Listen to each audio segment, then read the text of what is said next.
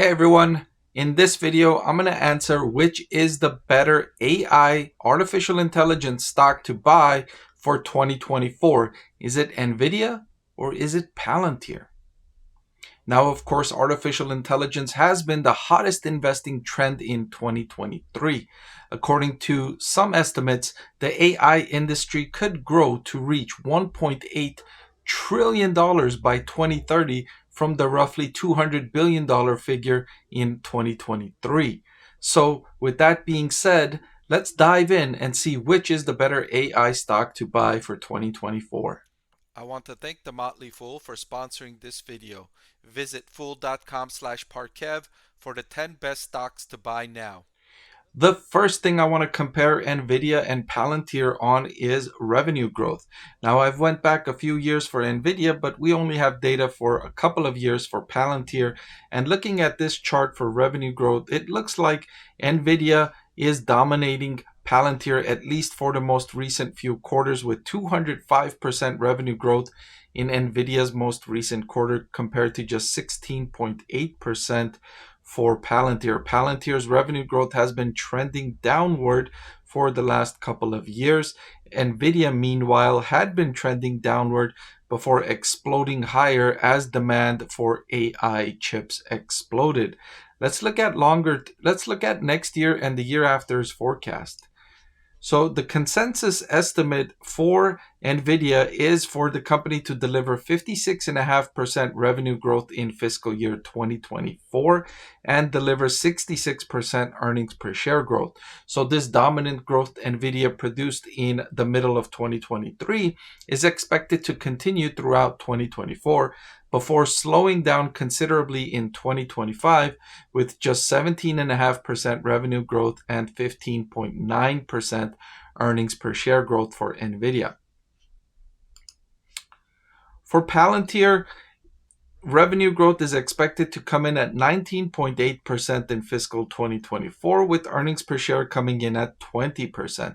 A solid year to be sure, but it pales in comparison to Nvidia's growth prospects for 2024. For 2025, things are expected to improve slightly for revenue growth for Palantir at 20.5%, and earnings per share is expected to slow down to 19.2%.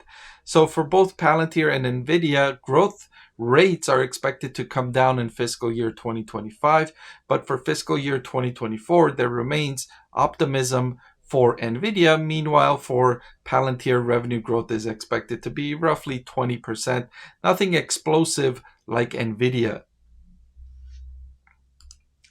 So the next thing I wanted to look at with these two is their operating profit margin over a trailing 12-month period. And according to this metric, Nvidia dominates again with a 45.94% operating profit margin compared to just 1.71% for Palantir. Although Palantir has demonstrated better growth in this metric, the improvement is more pronounced. The overall number is massively in favor of Nvidia. And in fact, an operating profit margin north of 40% is enviable for any kind of business.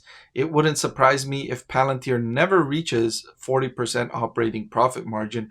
Very few businesses do. For Nvidia to be here is truly impressive. Similarly, the cash flow from operations to sales tells me a similar story, although it excludes some non-cash expenses like depreciation and amortization and stock-based compensation, which we'll talk a little bit more about later. But according to this metric, Nvidia's lead is still strong but narrower. Nvidia had a cash flow from operations of 41.99% compared to Palantir with 23.05%. And again, Palantir demonstrating better growth trend in the metric, while Nvidia demonstrating a better overall absolute number. I mentioned that I would talk about average diluted shares outstanding. The number of shares outstanding is an important financial metric. If a company issues more stock because it is running out of money or it wants to invest in a new growth project, it has the potential to decrease your earnings per share.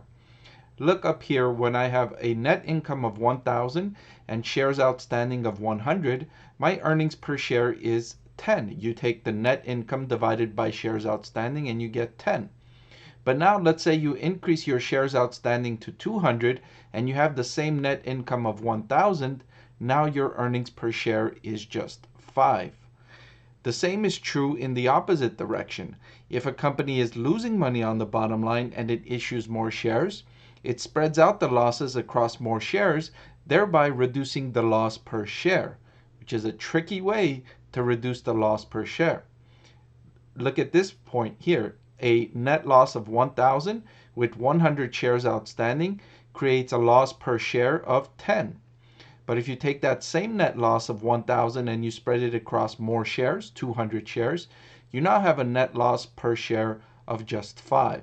So it's a tricky accounting trick to get your losses reduced on earnings per share. So you want to take a closer look to see where the improvement in the loss per share is coming from. With that being said, we can see that Nvidia has decreased its number of shares outstanding from a little over 2.6 billion down to 2.5 billion over the last couple of years, while Palantir has diluted shareholders significantly from 1.8 million shares outstanding all the way up to 2.32 billion shares outstanding. So again, Nvidia benefiting as a more favorable trend for investors here. Finally, I wanted to look at valuation, and I chose to use the forward price to earnings ratio to compare these two. And looking at this metric, Palantir stock is more than twice as expensive as Nvidia, trading at a forward price to earnings of 60.68 compared to Nvidia, which is trading at a forward price to earnings of 25.4. Palantir stock has gotten significantly more expensive since about the first quarter of this year. In fact, I had Palantir stock rated as a buy all the way up until, let's say, the middle of the year when it got truly expensive according to the forward price to earnings valuation metric. And what surprises me is that on a head-to-head comparison, we saw that Nvidia was better than Palantir on revenue growth, on operating profit margin, on cash flow from operations to sales, and on shareholder dilution. Still, Nvidia stock is selling at half the price of Palantir. Now, one of the main reasons for that is because Palantir has demonstrated better expansion in those metrics. We talked about how even though Nvidia had the better number, Palantir was demonstrating the better trend. And so if you extrapolate that trend out for a few years, it wouldn't be surprising to see Palantir close the gap with Nvidia over the next few years. But we also looked at the metrics over the next 2 years, the forecasts for revenue growth and earnings per share growth over the next 2 years. And even in those metrics, the forecast, the consensus estimate was for Nvidia to do better than Palantir. So it's a little bit surprising to me that Palantir stock would be more expensive and by this much compared to Nvidia. So if I was to choose between these two excellent artificial intelligence stocks to buy for 2024, I would pick Nvidia. Nvidia would be my choice for the better AI stock to buy. Did you know that over 90% of the people that watch my channel are not subscribed? It'll really help support my channel if you hit that subscribe button. And oh, by the way, one of the benefits of being subscribed is that I take requests from subscribers more often than I do from non-subscribers. So if you prefer that benefit, please subscribe to the channel.